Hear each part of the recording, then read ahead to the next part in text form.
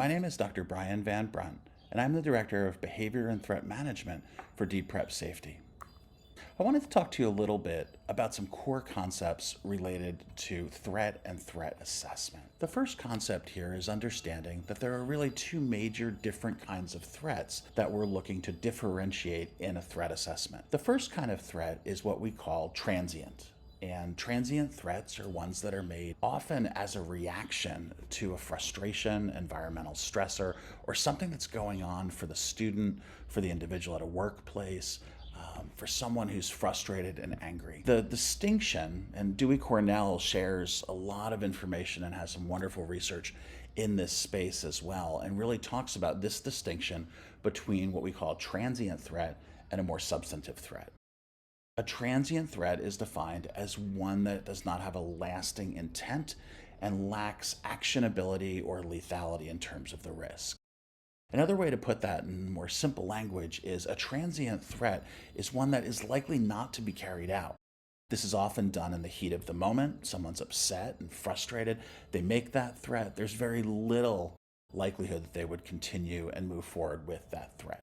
These might occur in a road rage incident, perhaps watching a sports game. Someone says or does something in the heat of the moment, driven by their emotion, by their adrenaline, often regrets it immediately or is embarrassed that they have said something like that. And it's often seen as something that's a fronting behavior or a behavior here designed to push back or react to a situation they're frustrated with.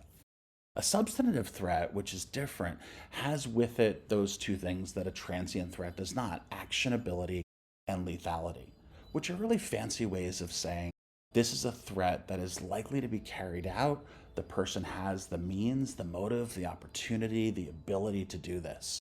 So an example of a more substantive threat might be, I'm going to kill you, very specific, narrowed down to a person, and there might be a time or a place or a location.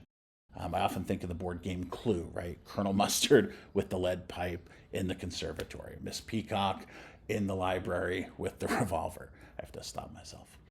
The idea here is that a substantive threat or a substantive threat is one that's made with a higher likelihood of being carried out. Another example here again is the time, the place, the weapon that might be used. Sometimes these threats could be conditional. They do this or else. Other times they might be vague or very specific. But in a threat assessment space, one of the things we're most interested in trying to understand is this threat transient in nature and often a reaction to an emotional scenario where someone felt trapped, maybe triggering a run, hide, fight scenario for that individual? Or is this what we might call leakage? They're sharing something that's been on their mind for a while. They've been planning to carry something out. They're very angry. Vengeance towards this other person, group, or system. Those are the more substantive threats. And a big part of the threat assessment work that we do in almost every case is determining, is this something that was said in the heat of the moment and lacks intentionality to be followed through on? Or is this something that very much was shared with the intent to intimidate the other person, and the person making the threat has the ability to carry this out?